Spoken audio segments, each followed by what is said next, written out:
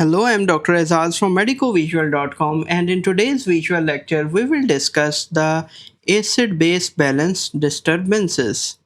Now, if you are following along my lecture series on pH and acid-base balance, this lecture would be very easy to follow. It would be a piece of cake for you. So let's start from the basic idea that the pH, the normal average pH is 7.4. So actually it's a normal range and it is a relatively narrow range.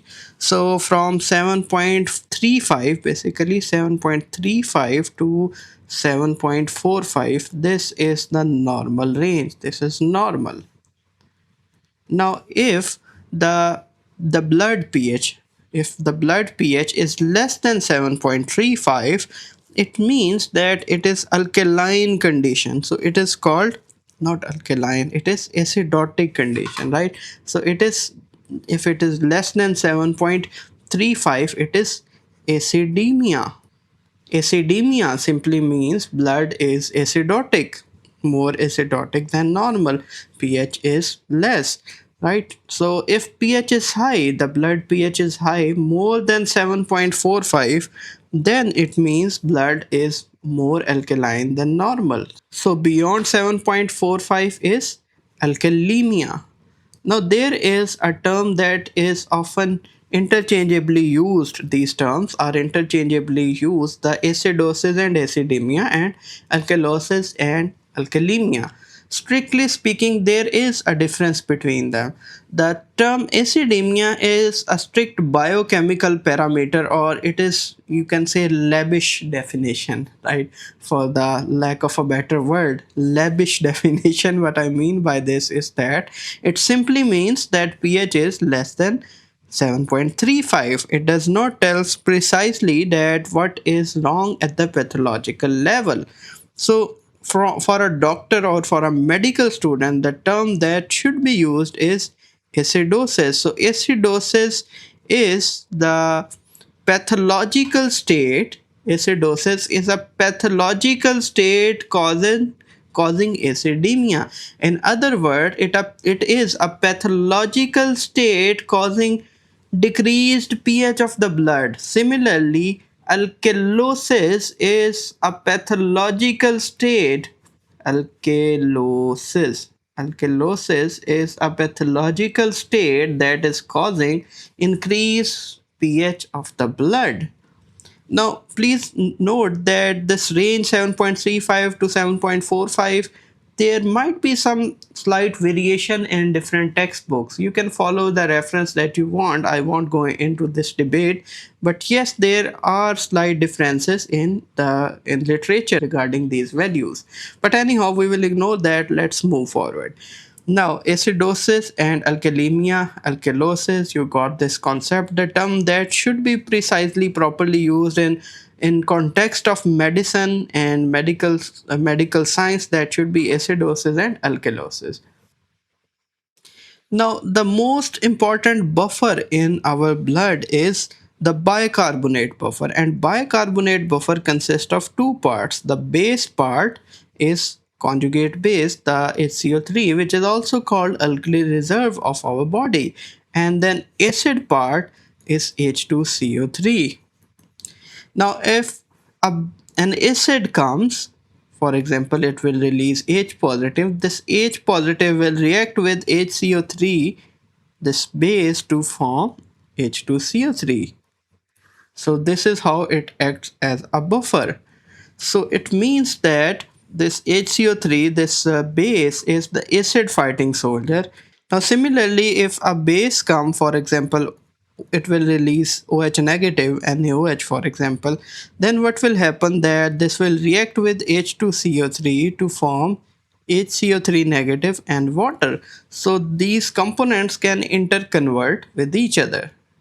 Now this is the H2CO3 is the base fighting soldier, HCO3 negative bicarbonate, the alkali reserve, is the base fighting soldier. Now interestingly, the H2CO3 is usually in sync with CO2 gas, carbon dioxide, and CO2 gas, which is dissolved in our blood, can interconvert into H2CO3 by the action of carbonic anhydrase enzyme. Even with that, without that enzyme, it can convert, but it will take longer. With this enzyme, it will become much quicker process. If we write the Henderson-Hasselbalch equation, pH is equal to pKa plus log base over acid. If this equation feels alien to you, please watch my lectures on pH buffers, where I have precisely shown that from where this equation came from. So those lectures would be quite useful for you if you want to understand the basics. So anyhow, log base over acid.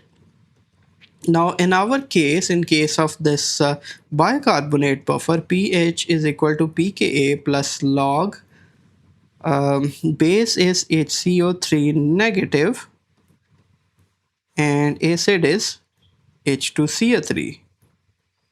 H2CO3. Now the interesting thing is that, as I've told you, the H2CO3 is in direct sync with CO2 gas, and there is a coefficient called the solubility coefficient of CO2.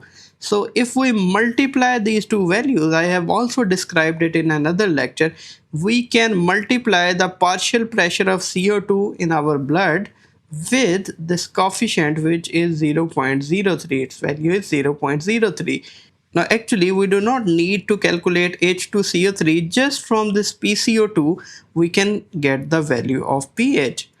So for example, this is, by the way, equation of the day for today, right? So if we put the normal values, pH is equal to pKa. pKa for this buffer we know is 6.1 plus log HCO3 negative. Its average normal value is 24 milli equivalent per liter, and PCO2 it is 40, average normal is 40 millimeter of mercury multiplied by 0.03. If we resolve this part of equation, then we will get 6.1 plus log 20. And if we calculate whole this equation, then the pH which we will get will be about 7.4, which is the normal average physiological pH of the blood. So now actually this bicarbonate, there is some range here, 22 to 26, some authors put it 28, and here it is the PCO2, it is 35 to 45 millimeter of mercury. So now the thing is that if you isolate these factors, let's do it for you. Let me do it for you. So pH is directly proportional to bicarbonate concentration, right? And pH is indirectly proportional to PCO2 level. So it means that if bicarbonate level rises in our blood, then pH will rise, and it does make sense. So HCO3, it is the alkali reserve. If alkali reserve level rises in our blood, it means pH will become alkaline, pH will rise, blood pH will rise. Similarly, PCO2, CO2, the acidic gas, it is in direct sync with carbonic acid. It means if its level rises in our blood, then pH will decrease. So they are in inverse relationship. So CO2 level rises, pH decreases. CO2 level decreases, pH rises. So they have inverse relationship. Now this is very important part of this lecture. Please understand it carefully. Now it means you know that PCO2, it is controlled by our respiratory system. So our lungs can exhale out CO2 quickly to get rid of CO2 quickly, right? And if it does so, then PCO2 level in blood will become low. And if the respiratory system, it tries to decrease the exhalation of CO2, right? If it decreases the rate of respiration and depth of respiration, that is called hypoventilation, then it can retain the CO2. And if it retains the CO2, then either acidosis will occur or it can compensate for the alkalosis. That I will just discuss, don't worry about that. So it means this PCO2, this component is directly linked with respiratory system. And this HCO3, it is not linked with the respiratory system. And these two are major controllers of our pH, at least according to the traditional approach. The Stewart approach is totally different from this, that we will not discuss. That the traditional approach is this one. So, okay. So it means acid-base balance disorders it could be acidosis, and it could be alkalosis. Alkalosis. Now, acidosis and alkalosis. Now, acidosis can be caused by respiratory problems, and similarly, the alkalosis can be caused by respiratory problems. I hope your OCD trait does not get triggered with this different color, but anyhow. So, it could be respiratory, or it could be, what is the other one? Should I write non-respiratory? Non-respiratory. And here also non-respiratory. Well, technically, yes. This is linked with PCO2, and PCO2 is in direct collaboration with the respiratory system.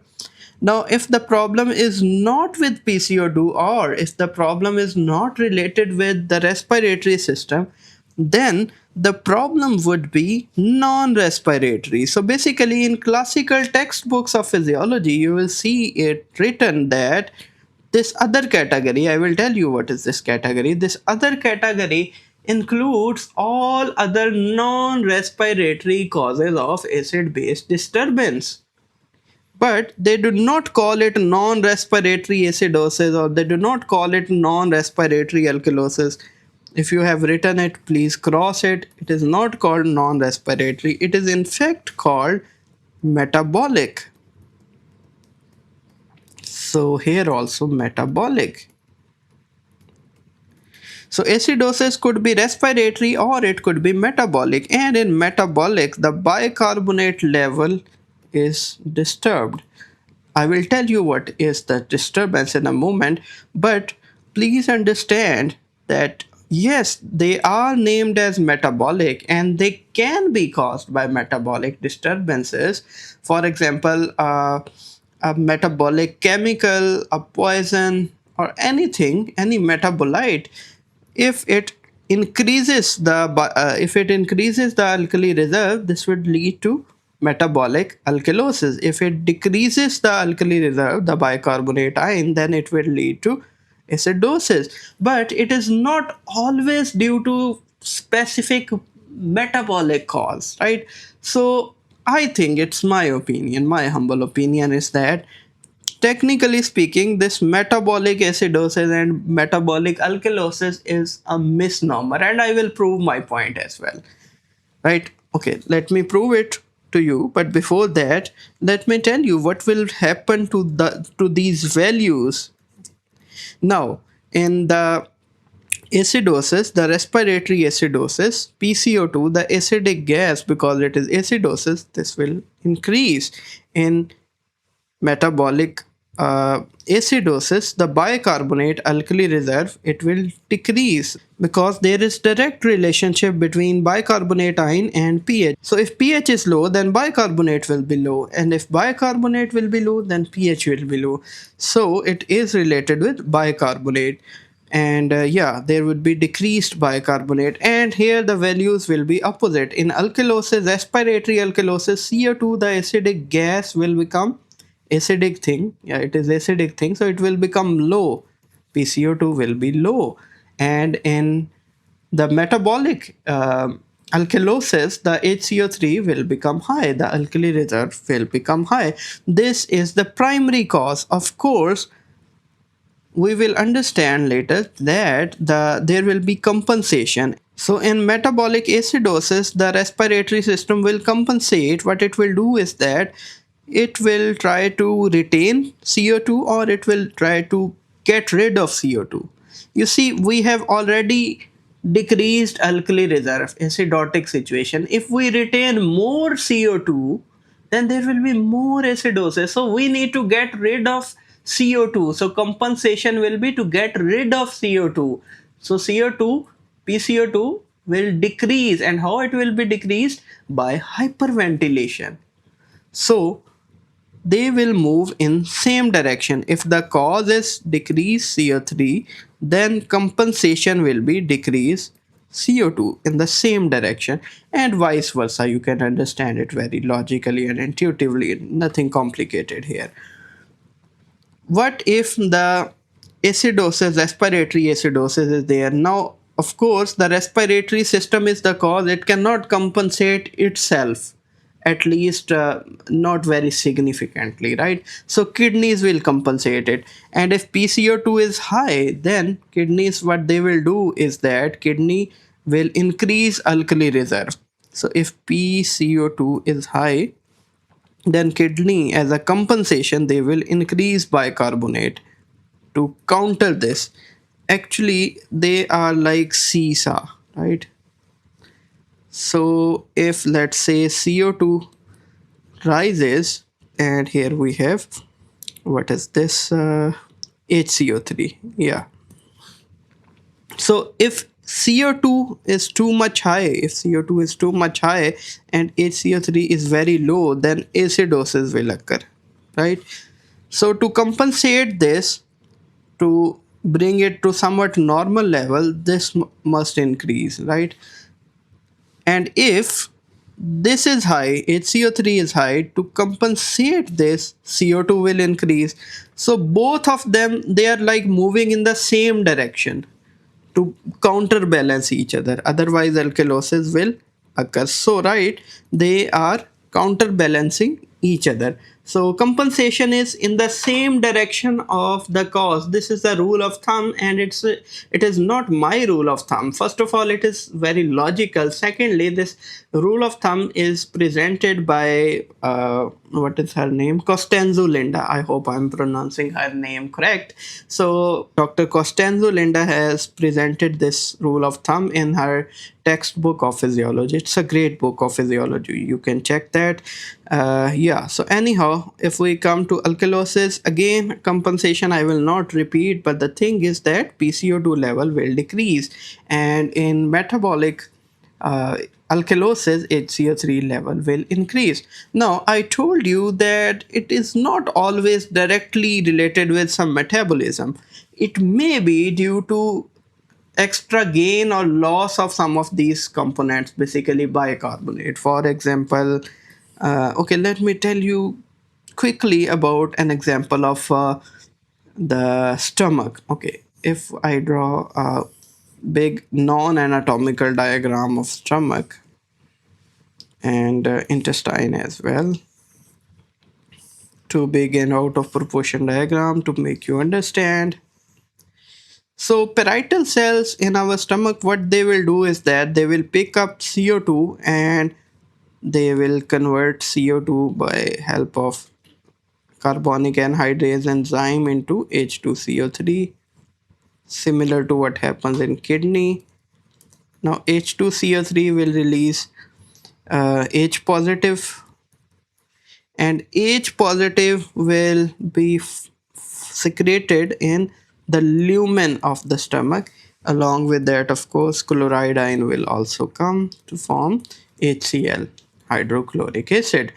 Now H2CO3 will also form the other component, which is bicarbonate, HCO3 negative. Now this HCO3 negative, it is released in blood. It is released in blood. So now it is in blood. Now you may be thinking that okay, we have gained an alkali reserve, so it must have alkalinizing effect on our body. So it means whenever the acid is secreted in our stomach, we get alkali and there must be alkalinizing effect. Well, actually it is not. There is no net alkalinizing or acidifying effect on our body. Let me tell you why in normal circumstances. So, in normal circumstances, when this H positive rich fluid from the stomach, which we call as chyme, when this chyme comes in the not stomach, in the intestine, from stomach, this chyme comes. Okay, it's a tongue twister. So when this chyme from the stomach comes in the intestine, this acidic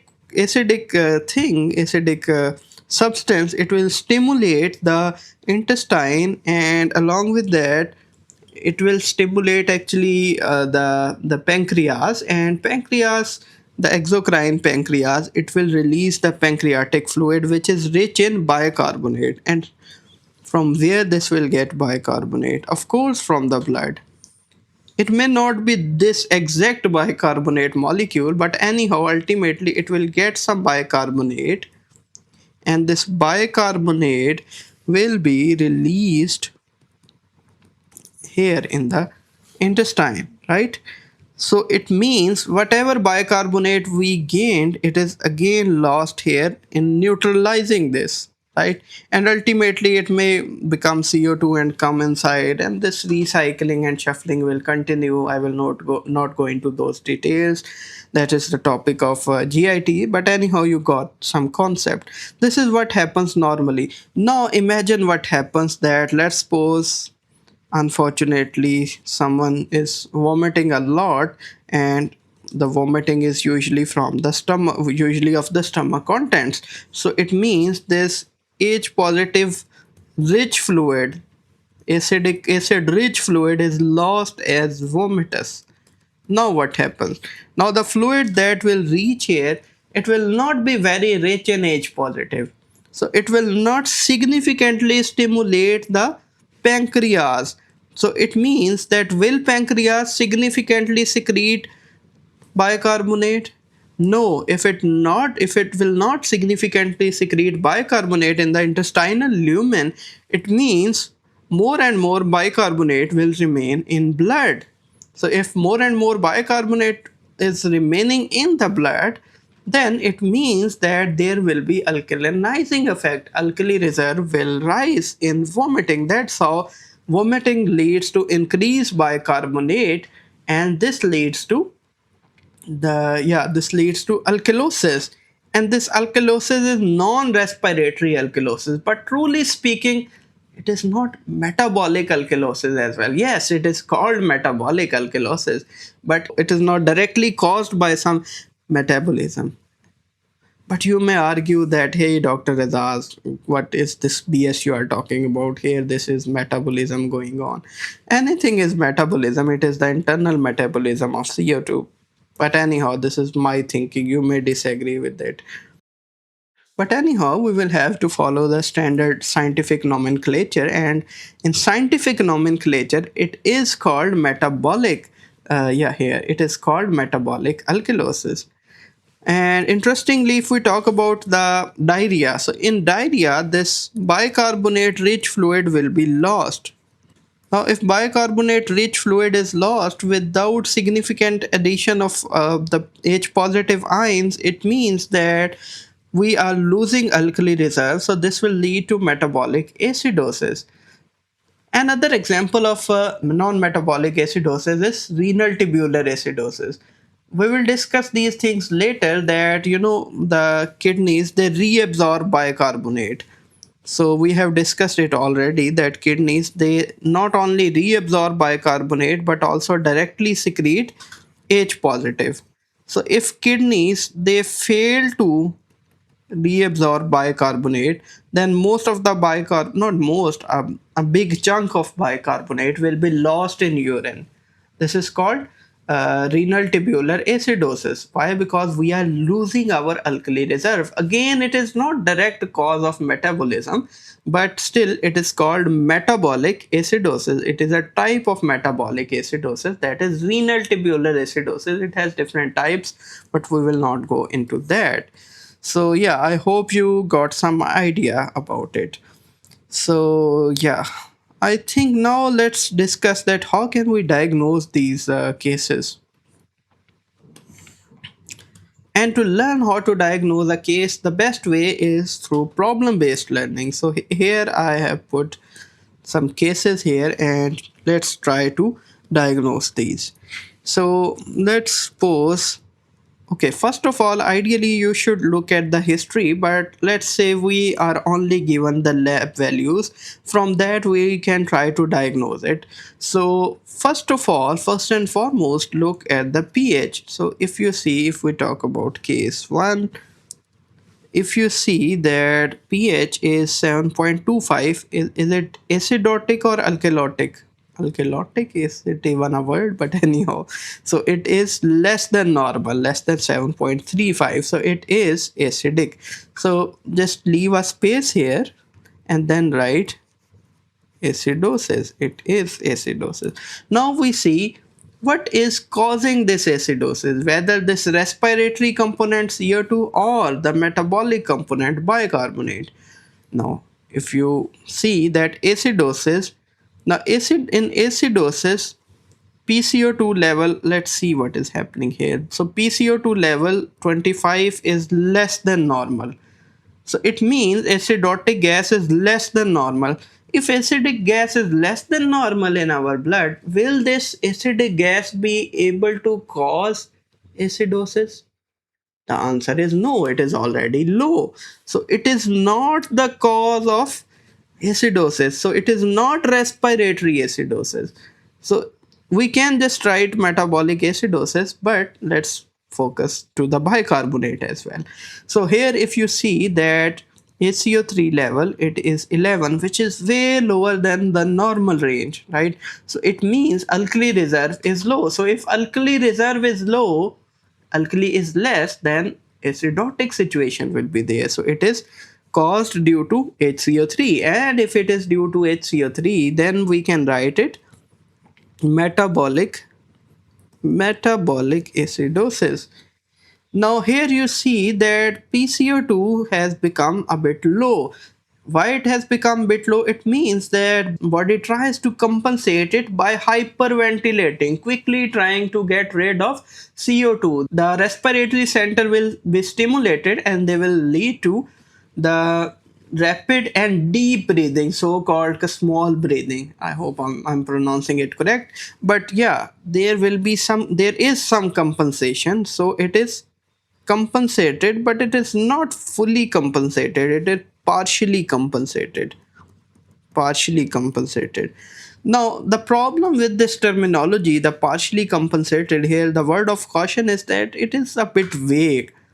So there is no specific cutoff limit, that at least that's what I know. I have read different books, but I cannot find it. If you know it, please let me know in the comments below. But anyhow, I could not find a specific cutoff limit that, okay, if it is, let's say, higher than or lower than like 7.37 or something, then it is fully compensated. Otherwise it is partially compensated. So I don't know this value.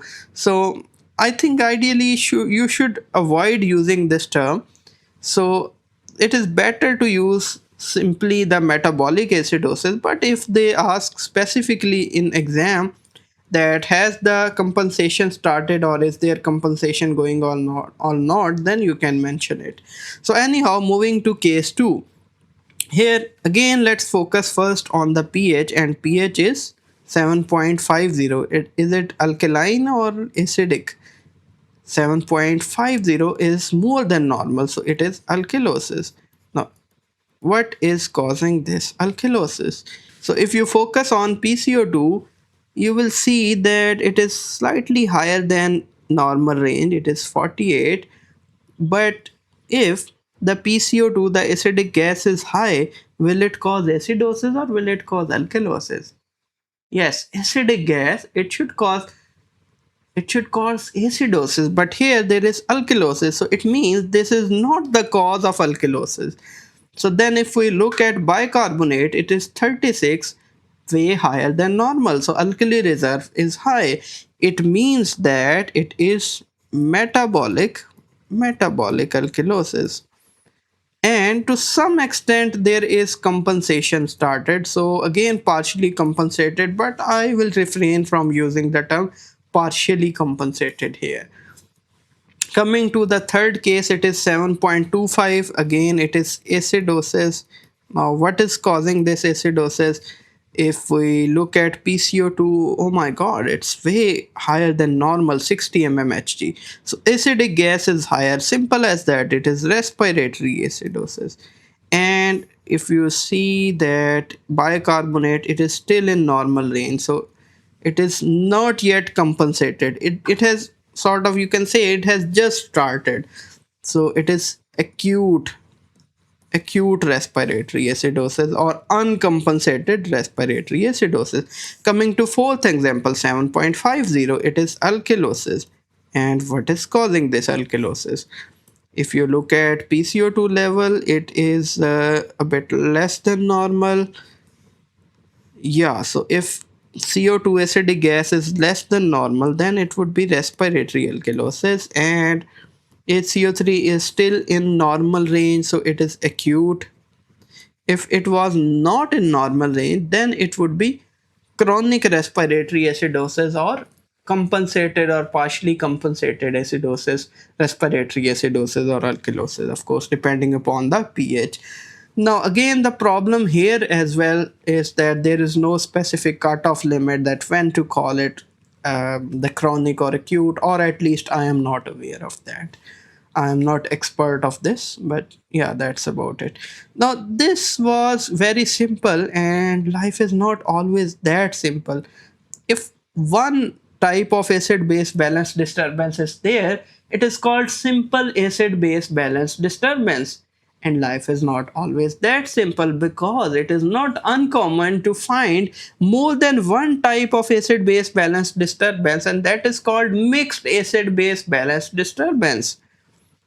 So, for example, there might be a situation, I think in salicylate poisoning, there is the situation that there is respiratory alkalosis because respiratory centers are hyperstimulated, and because it is acidic, salicylic acid, there is also metabolic acidosis. So, metabolic acidosis plus respiratory alkalosis, two things are there. It is a bit difficult to diagnose mixed disorders directly on the basis of lab values. So it is possible, but it is a bit tricky. You have to also look at the history. History is important in such cases. Uh, so more often than not, you would say see the history of like some poisoning attempt or something like that, or you can see that there would be like COPD. Along with COPD there might be some other situation, right? So like different syndromes or different disorders might be discussed in the history. And by the way, it is not very easy topic, the mixed disorders, and it is for the undergrad medical students, it is not very high yield topic. It is not very important topic. I think usually they ask the scenario of salicylate poisoning, but it is not super important topic. But yes, we will discuss it briefly. The basic concepts we will discuss in the upcoming lectures. I will not go into its detail because, to be honest, even I do not know the detail of mixed acid base balance disorders. It is complicated. So, in the upcoming lectures, this was a basic overview of acid base balance disorders. In the upcoming lectures, we will look at each of these: the metabolic acidosis, metabolic alkalosis, respiratory acidosis, respiratory alkalosis. We will look into each of these one by one. So, that was all for today. Thank you so much for watching this video. Have a great day. Goodbye.